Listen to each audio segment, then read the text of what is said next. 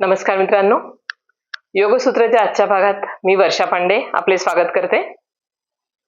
मित्रांनो, आज आपण बघणार आहोत ऑस्टिओआर्थरायटिस या आजाराविषयी. आता ऑस्टिओआर्थरायटिस म्हणजे संधिवातच आहे. ऑस्टिओ बोन्सना म्हणतात आणि आर्थरायटिस म्हणजे आपल्याला माहिती आहे संधिवात. तर अनेकांची प्रकृती जी आहे ती वात प्रकृती असते. म्हणजे आयुर्वेदामध्ये जसं वात, पित्त आणि कफ अशा 3 प्रकृती सांगितलेल्या आहेत. त्यामध्ये ज्यांना वात प्रकृती आहे अशा लोकांना हा संधिवात लवकर होतो. वयाच्या अनेकदा आजकाल 40 मध्ये 30 मध्ये सुद्धा अनेक लोकांना संधिवात झाल्याचं बघता येतं. पण ह्या संधिवातामुळे प्रमुख असं काही आपलं नुकसान होत असेल तर ते म्हणजे आपले जे मेजर जॉईंट्स आहेत तर त्यांच्यामध्ये हे नुकसान होतं. जसं आपण मागच्या व्हिडिओमध्ये गाऊट विषयी पाहिलं. गाऊटमध्ये छोट्या छोट्या जॉईंट्स पासून सुरुवात होते, परंतु संधिवात किंवा ऑस्टिओआर्थरायटिस मध्ये आपले जे मोठे जॉईंट्स आहेत त्यातले प्रमुख जॉईंट्स म्हणजे गुडघे, जांघा, आपले हिप जॉईंट्स.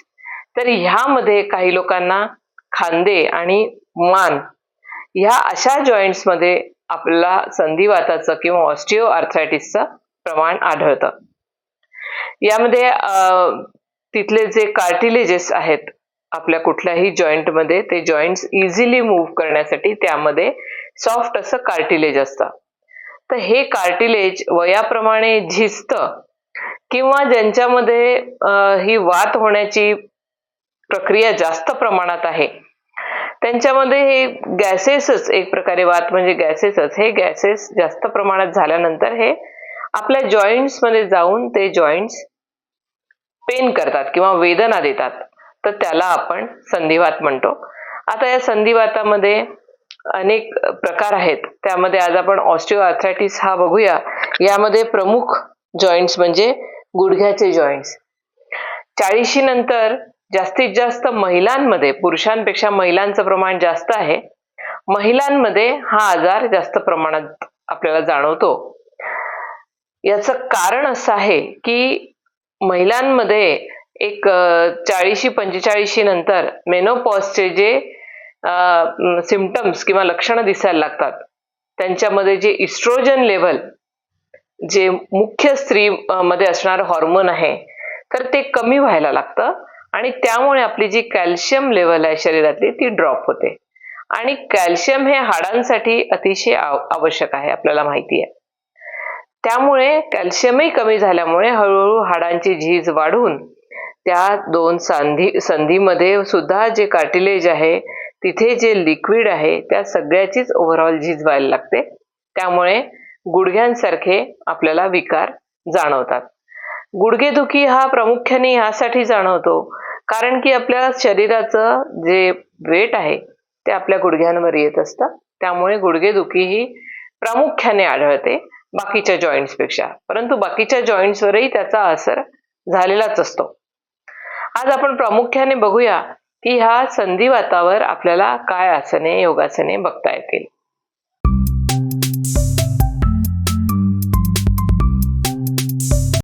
आपण थोडा आपला कमरेचा आणि स्पायनल कॉर्डचा यासाठी सुरुवातीला संधी संचालन करून घेऊ. पायात थोडं अंतर घ्यायचंय 1 फुटाचं. आपल्याला डावीकडे जायचंय जितकं शक्य होईल. कमरेवर हात ठेवण्याचं कारण आपण कमरेला थोडा सपोर्ट देतोय. थोडं मनातल्या मनात एक 30 ते 40 काउंट्स करत थांबायचं. उजवीकडे जायचंय.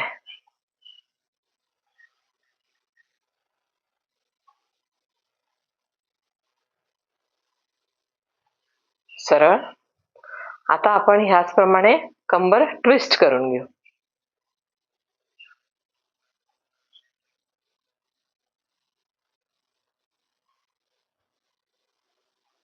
सरळ. दुसऱ्या बाजूने.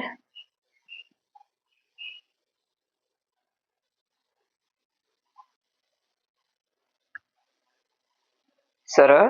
ह्याचप्रमाणे मागे जाऊ.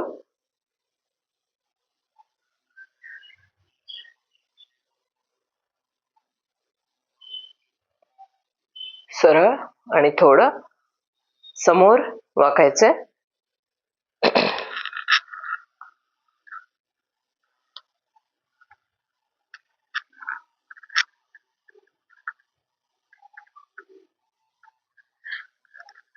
सरळ. कमरेवर हात ठेवल्यामुळे आपल्याला एक आधार राहतो कमरेला आणि आपण त्याप्रमाणे करू शकतो.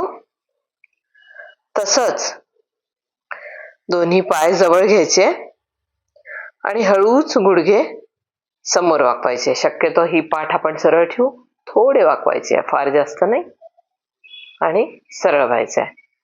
थोडं गुडघ्यांसाठी आपण हे संधी संचालन करून घेतोय. 10 वेळा करू आपण. 3, 4, 5, 6, 7, 8, 9 आणि 10.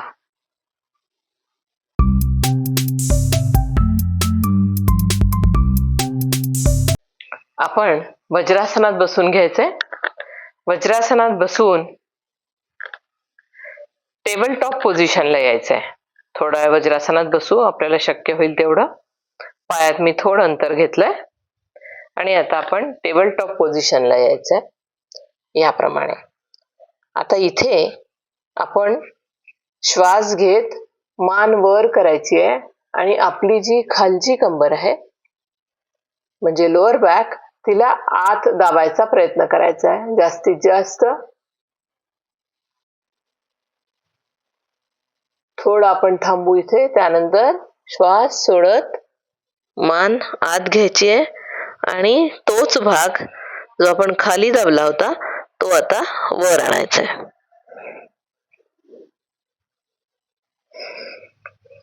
परत एकदा श्वास घेत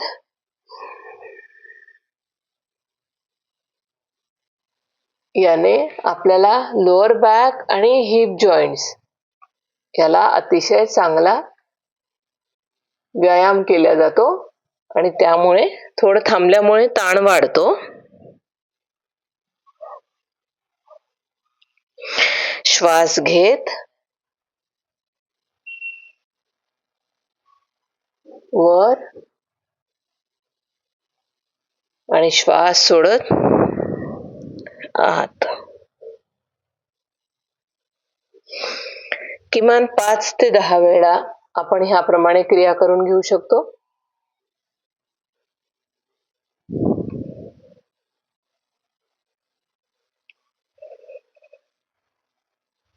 आपण 5 वेळा केलेलं आहे.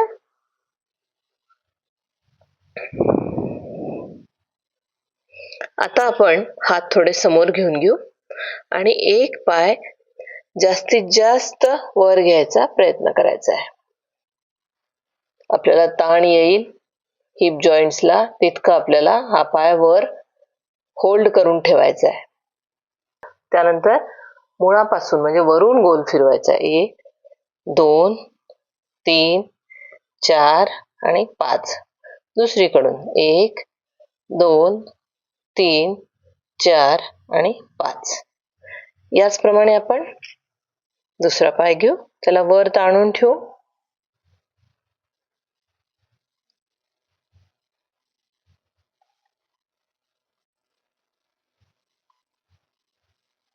गोल फिरवून घेऊ. 1, 2, 3, 4 आणि 5. दुसरीकडून 1, 2, 3, 4 आणि 5.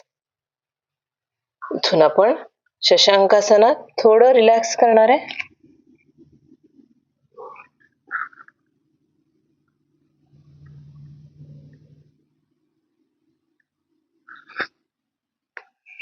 त्यानंतर आपण परत वज्रासनात येऊ. वज्रासनात आपण उष्ट्रासन करणार आहे.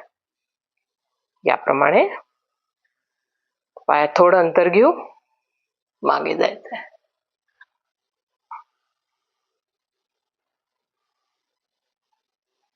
हे मी केलं तेवढं सहज शक्य होत नाही अनेकांना. तर आपण दोन्ही हात कमरेमागे घेऊन कमरेला समोरच्या दिशेने पुश करत केलं तरी चालेल, याप्रमाणे. याने आपली जी लोअर बॅक आणि हिप जॉईंट्स आहेत तिथे जे काही आपल्याला संधिवाताचा त्रास होतोय, ह्या प्रमुख संधी आहेत जिथे आपल्याला त्रास होऊ शकतो. आता आपण एक राहिलं ते म्हणजे गुडघे. तर आपण गुडघ्यासाठी काय करता येईल बघूया. दोन्ही पाय मी सरळ घेते. गुडघ्यांसाठी एक अतिशय आवश्यक असा व्यायाम म्हणूया किंवा संधी संचालन म्हणूया, ते म्हणजे गुडघ्याच्या वाट्या घट्ट करणे. कशा घट्ट करायच्या, याच्या खाली आपण काही घेऊ शकतो, नाही घेतलं तरी चालणार आहे. दोन्ही हात याप्रमाणे मागे घ्यायचे आणि फक्त गुडघ्याच्या वाट्या खाली दाबायच्या. याप्रमाणे झाल्या घट्ट. थोडं मनातल्या मनात 10 काउंट करून सोडून द्यायच्या. खाली दाबायच्या. खाली दाबल्या की वरचे जे मसल्स आहेत ते टाईट होतात मांडीचे. रिलॅक्स. खाली दाबू.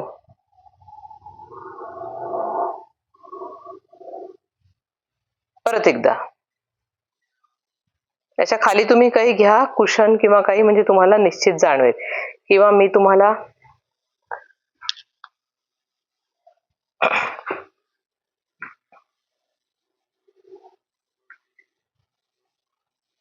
याप्रमाणे ठेवून दाखवते, तुम्हाला लक्षात आलं तर. खाली दाबायचं आहे.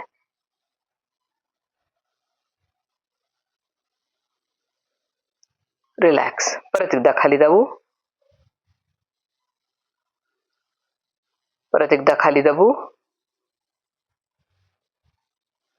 फोमची जर उशी असेल तर ती आपल्याला खाली दबलेली दिसते.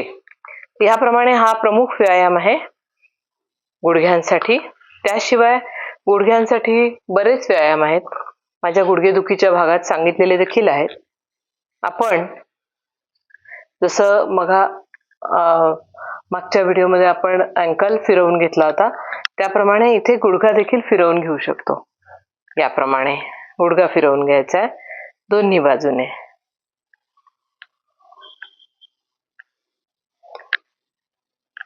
तसंच इथेही गुडघा फिरवून घेऊ शकतो.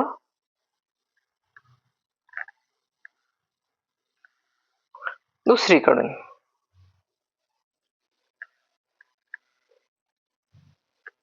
मित्रांनो, आता आपण काही योगासने बघितले जे आपल्याला संधिवातामध्ये उपयोगी पडतील असे.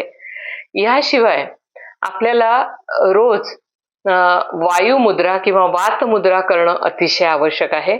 हे मी माझ्या अनेक भागांमधून सांगितलेलं आहे. ही वात मुद्रा आपल्याला शरीरातील वात कमी करायला मदत करते. आणि ह्याशिवाय आपण अनुलोम विलोम प्राणायाम हा रेग्युलर करायचा आहे. अनुलोम विलोम प्राणायामाने छान प्युअर ऑक्सिजन आपल्याला मिळतो आणि त्यामुळे तो देखील शरीरातल्या अनेक इम्प्युरिटीज काढून टाकण्यासाठी मदत करत असतो. तर त्यामुळे अनुलोम विलोम प्राणायाम आपल्याला करायचा आहे. मी एक करून दाखवते आपल्याला.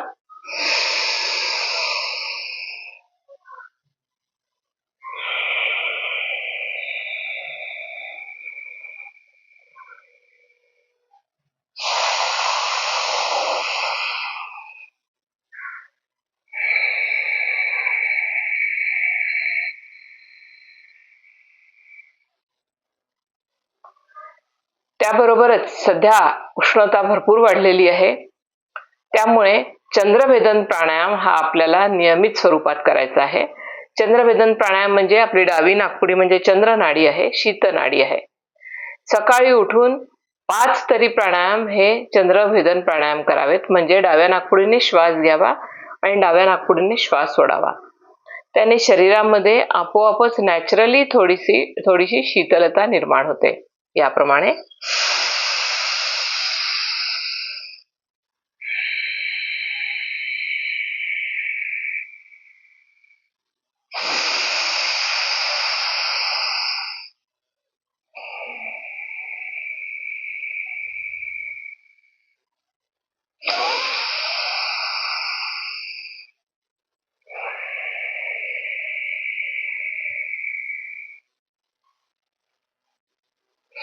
आजचा भाग आपल्याला कसा वाटला मित्रांनो?